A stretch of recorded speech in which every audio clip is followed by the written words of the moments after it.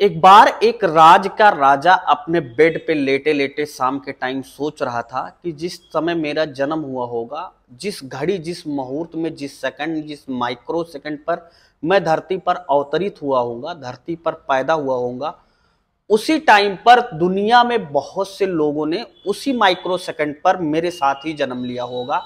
आखिर ऐसा क्या है कि मैं इस एक राज्य का राजा हूं और मेरे साथ जितने लोगों ने जन्म लिया उसमें सब तो राजा होंगे नहीं, कुछ ऐसे भी होंगे जो गरीब की श्रेणी में आते होंगे। और यही जिज्ञासा करते करते, उसको सोचते सोचते पूरी रात गुजर गई और उसे नींद नहीं आ रही थी। अचानक उसे सुबह 4 बजे थोड़ी सी नींद आई और वो सुबह नहा धोकर अगले दिन अपने राज्य में पहुंच गया। राज्य में उसने अपने सभी मंत्रियों और राजपुरोहित को बुलवाया और वो प्रश्न बताया, मेरे दिमाग में कल से एक प्रश्न चल रहा है, उसका उत्तर मुझे नहीं मिल रहा है। लोगों में से अगर कोई बुद्धिमान हो तो इस प्रश्न का उत्तर खोजें या मुझे इस प्रश्न का उत्तर दें ताकि मेरी जो अंदर की पीड़ा है वो शांत हो सके। और उस राजा के क्वेश्चन का सही हल क्या मिला, जानेंगे पूरी कहानी के माध्यम से आगे के वीडियो में। नमस्कार, प्रणाम, आदाब, शास्त्रीय काल। उम्मीद है आप स्वस्थ होंगे, मस्त होंगे। दोस्तों, वीडियो में आगे बढ़ेंगे, पर वीडियो में आगे बढ़ने से पहले आपसे मेरा छोटा सा विनम्र अनुरोध कि अभी तक आपने चैनल को सब्सक्राइब ना किया हो तो चैनल को सब्सक्राइब करके साथ में बेल आइकन की बटन को प्रेस कर लेना, ताकि मैं जब भी ऐसी कहानियां अपलोड करूं तो आपको उस कहानी का नोटिफिकेशन आसानी से मिल जाए। आइए बिना देरी के शुरू करते हैं वीडियो को। राजा ने पुरोहित से सबसे पहले दरबार में पहुंचने के बाद क्वेश्चन किया। राजा के पुरोहित के पास क्वेश्चन का कोई आंसर नहीं था। उसने और लोगों को भी दरबार में आमंत्रित कर लिया और जब क्वेश्चन का आंसर नहीं मिला तो उसने पूरे राज्य में ढिंढोरा पिटवा दिया कि आखिर इस क्वेश्चन का सही आंसर क्या है, और जो इस क्वेश्चन का सही आंसर देगा उसको मैं काफी सारी धन दौलत दूंगा। अगले दिन राजा के पूरे दरबार की जनता उसके महल पर आ गई और वहां पे कई लोगों ने अलग अलग तरीके से उत्तर दिया। कई लोगों ने कहा कि महाराज, जब आप पैदा हुए थे तो उस समय कोई अलग मुहूर्त था, किसी ने कहा कुछ अलग घड़ी थी। अचानक उसमें से एक व्यक्ति उठा और अब राजा ने उस व्यक्ति से पूछा, हाँ बताओ कैसे।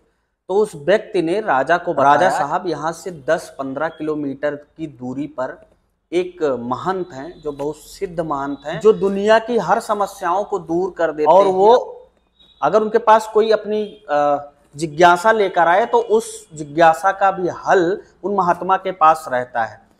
अब राजा ने कहा, उस महात्मा से कभी आप मिले हो? उस व्यक्ति ने कहा, हाँ मैं मिला हूँ, मैं गया भी हूँ, मेरे अंदर भी कुछ ख्याल आ रहे थे। उन ख्यालों का उन महात्मा जी ने बहुत अच्छी तरीके से समाधान किया था। अब चूंकि राजा को अपने क्वेश्चन का हल चाहिए था, इसलिए राजा ने अगले दिन सारे दरबारियों को बुलाया और हाथी घोड़ों के साथ वो उस महात्मा के पास पहुंच गए। और जब वहां पे उन महात्मा के पास पहुंचते हैं राजा, तो उन्होंने जो देखा वो वाकई में अपने आप को हैरान कर देने वाला था। राजा ने देखा कि वो उपरोक्त महात्मा जिसके बारे में वो व्यक्ति दरबार में बता रहा था कि वो बहुत सिद्ध आदमी है, तो महात्मा को देखा तो महात्मा जी वहां पर बैठकर आग जल रही थी तेजी से, और आग की लपटें बहुत ऊंचे ऊंचे तक जा रही थी। और आग इतनी तेज लपटें थी कि आग का पूरा गोला गोला बन गया था और वो महात्मा जी उसी गोले में से कोयला निकालकर जलता हुआ कोयला एक एक करके खा रहे थे। और राजा ने जैसे महात्मा से कहा, महात्मा जी को प्रणाम किया, वैसे महात्मा जी ने राजा की तरफ बिना देखे ही बता दिया कि आप फला साम्राज्य के राजा हो और यहाँ पे आप ये क्वेश्चनों का आंसर लेने के लिए आए हो। अब राजा बड़े अचंभे में पड़ गए, बोले, हाँ मान्यवर, मेरा यही क्वेश्चन है और मैं इसी के लिए आपके पास अपनी जिज्ञासा को मिटाने के लिए आया हूँ। तब उस महात्मा ने कहा कि आपके क्वेश्चन का आंसर मैं देने में समर्थ नहीं हूं, लेकिन मैं आपको एक सलाह देता हूं। आप अगर ऐसा कर लेते हैं तो आपकी जिज्ञासा शांत हो जाएगी और आपके क्वेश्चनों का हल भी मिल जाएगा। राजा ने बड़े विनम्र स्वर से महात्मा से पूछा कि महात्मा जी कृपया बताइए। तब उस महात्मा ने राजा से कहा, यहाँ से 10 किलोमीटर दूर एक दुर्गम पहाड़ी में आपको एक महात्मा जी मिलेंगे, वो आपके क्वेश्चन का उत्तर दे सकते हैं। अब राजा अपने दल बल के साथ उस 10 किलोमीटर दूर दुर्गम पहाड़ियों में गए। अब राजा जब दूसरे महात्मा के पास पहुंच गए तो उन्होंने जो देखा वो बहुत चकित रह गए। उन्होंने देखा कि वो व्यक्ति एकदम पतला दुबला सा हो चुका था और एक चिमटा जिससे हम लोग किसी चीज को पकड़ते हैं, जिससे रोटी बनाई जाती है तो रोटियों को पकड़ते हैं, एक चिमटे से वो महात्मा अपनी ही शरीर के मांसों को निचोड़ रहा था, निचोड़ कर अपने मुख में डालकर खा रहा था। राजा ये सब देखकर भयभीत हो गए। महात्मा ने उनसे कहा कि मैं आपके क्वेश्चनों का आंसर देने में समर्थ नहीं हूँ। आपको जिस महात्मा ने मेरे पास भेजा है उन्होंने गलत भेज दिया है। आपके क्वेश्चन का आंसर मैं देने में समर्थ नहीं हूँ। आपको मैं उपाय बता देता हूँ, वो उपाय आपको करना पड़ेगा। राजा ने कहा ठीक है। अब राजा को तो अपनी जिज्ञासा से मतलब था, अपने क्वेश्चनों का, अपने प्रश्नों का राजा को उत्तर से मतलब था। राजा ने प्रश्नों का उत्तर पाने के लिए महात्मा से विनम्र स्वर में पूछा कि महाराज कृपया हमें ये बताएं कि हमारे प्रश्नों का सही उत्तर कहाँ पे मिलेगा। महात्मा ने कहा कि आप यहाँ से करीब 15 किलोमीटर दूर एक आदिवासी गांव है, वहां पे एक आदिवासी व्यक्ति की पत्नी प्रेग्नेंट है, जिसको आज रात्रि के 12:10 पर बेटा पैदा होगा और उस बेटे के पास आपके प्रश्नों का उत्तर होगा और वो आपके प्रश्नों का सही उत्तर दे सकता है और आपकी जिज्ञासा को शांत भी कर सकता है। अब राजा वहां से चले और करेक्ट 11 बजे रात्रि को उस गांव में पहुंच गए और वो गांव राजा के हल्के में ही लगता था, इसलिए आदिवासी लोगों ने राजा की खूब आवाभगत की। राजा का बहुत अच्छी तरीके से सम्मान हो गया और अंततः वो घड़ी आ गई जब उस आदिवासी को पुत्र रत्न की प्राप्ति हुई।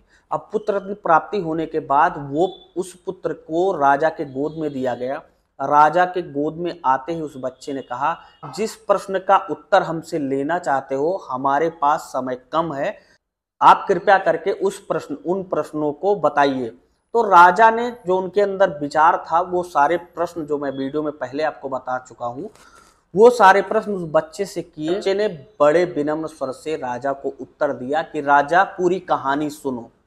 आज के 7 पीढ़ी पहले आप जिस महात्मा से भी आप मिल के पीछे आ रहे हो, जो चिमटे से मांस के टुकड़े को अपने ही शरीर के खा रहे थे, वो जो सबसे पहले जिनसे आप मिले, जो आग का अंगारा कोयला, लाल कोयला एकदम जलता हुआ भी अपने मुख में रखकर खा जा रहे थे, वो हम चारों आज के 7 पीढ़ी पहले सगे भाई थे और चारों एक ही राजा के संतान थे और चारों राजकुमार थे। और चारों राजकुमार होने के बाद हम लोगों को शिकार का शौक था और हम एक दिन एक जंगल में शिकार खेलने गए थे और शिकार के दौरान हम लोग वहीं पे फंस गए। अपने साम्राज्य यानी कि अपने महल, अपने घर वापस नहीं जा सके थे और उसी दौरान हमें 1 हफ्ता बीत गया जब हमें कोई साधन नहीं मिल रहा था, कुछ खाने को नहीं मिल रहा था। जंगल में शेर, चीते, भालू और थे। हम बहुत डरे हुए थे। चारों किसी तरीके से इकट्ठा होकर रात गुजारते थे और हमें खाने के नाम पर सिर्फ पेड़ की पत्तियां और घास थी। अचानक एक दिन हमें एक सत्तू आप लोग जानते ही होंगे, एक सत्तू की पोटली मिल जाती है और हम लोग उस सत्तू में पानी डालकर उसको आपस में मिला ही रहे थे खाने के लिए कि अचानक एक गरीब बेसहारा उस जंगल में दिखता है और आता है और कहता है कि मैं बहुत भूखा हूँ, जो आप सत्तू आपस में मिला रहे हो इसे थोड़ा हमें भी दे दो। तो पता है वो जो सबसे पहले आपसे मिले थे, जो आग का गोला खा रहे थे, उन्होंने देने से मना कर दिया था। उन्होंने उस व्यक्ति को भगा दिया। जब उस बेचारे गरीब व्यक्ति ने दूसरे वाले संत जो अभी रास्ते में आपको मिले थे, जो अपने ही शरीर का मांस का टुकड़ा निकाल कर खा रहे थे, जब उस गरीब व्यक्ति ने उनसे उस सत्तू को मांगा था तो उन्होंने उसे मार कर वहां से भगा दिया था।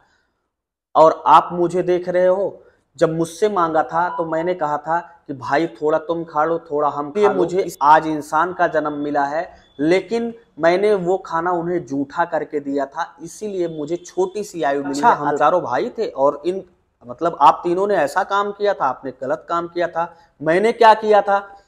तो उस छोटे से बच्चे ने बताया, राजा साहब जब वो भिखारी आपके पास आया था ना, तो आपने उसको अपना खाना ये कहते हुए दे दिया था कि जैसे मैं 7 दिन भूखा था वैसे मैं और दिन भूखा रह लूँगा, लेकिन मेरे सामने कोई भूखा रहे मैं ये बिल्कुल बर्दाश्त नहीं कर सकता हूँ। और ये कहकर आपने पूरा का पूरा सत्तू उस गरीब व्यक्ति को खाने के लिए दे दिया था, जिससे उसकी भूख पूरी तरीके से खत्म हो गई। मुझे ठीक तरीके से याद है कि आप उस दिन घास की पौधों की पत्तियां खाकर सोए थे और आपका वही पुण्य आज 7 पीढ़ी बाद उदय हुआ है जब आप फिर राजा बने। लेकिन इन लोगों ने ऐसा कर्म किया था कि अपनी गति को प्राप्त हो रहे। दोस्तों, इस कहानी का मतलब बस छोटा आज हम और आप जो भी करते हैं, हो सकता है उसका फल देर में मिले, चाहे वो अच्छा करते हो चाहे बुरा करते हो। आज हम जो अच्छा कर रहे हैं, आप जो अच्छा कर रहे हैं, उसका आने वाले समय में परिणाम अच्छा होगा। आज हम अगर कोई गलत काम कर रहे हैं तो आने वाले भविष्य में, जरूरी नहीं है इसी जन्म में, अगले किसी भी जन्म में अगर हम कुछ गलत करते हैं तो हमें गलत देखने को मिलेगा। आपने बहुत सारे ऐसे लोग देखे होंगे जब वो किसी समस्या से जूझ रहे होते हैं तो वो ये कहते हैं कि ये हमारे इस जन्म का नहीं, पिछले जन्म का पाप है। अतः आपसे इस छोटी सी वीडियो के माध्यम से विनम्र अनुरोध है, अच्छे काम करें, नेक काम करें, जिससे आने वाला समय, आने वाली पीढ़ी आपकी हमेशा अच्छाई के रास्ते पर चले और उसको अच्छा फल मिले। दोस्तों, ये छोटी सी वीडियो आपको कैसी लगी हमें कमेंट बॉक्स में अपनी राय जरूर बताएं। मिलूंगा ऐसी एक नई वीडियो के साथ, तब तक के लिए जय हिंद, वंदे मातरम। और लास्ट में बस इतना ही कि दोस्तों, अगर आपने चैनल को सब्सक्राइब ना किया हो ना तो यार चैनल को सब्सक्राइब कर लेना। जय हिंद, वंदे मातरम।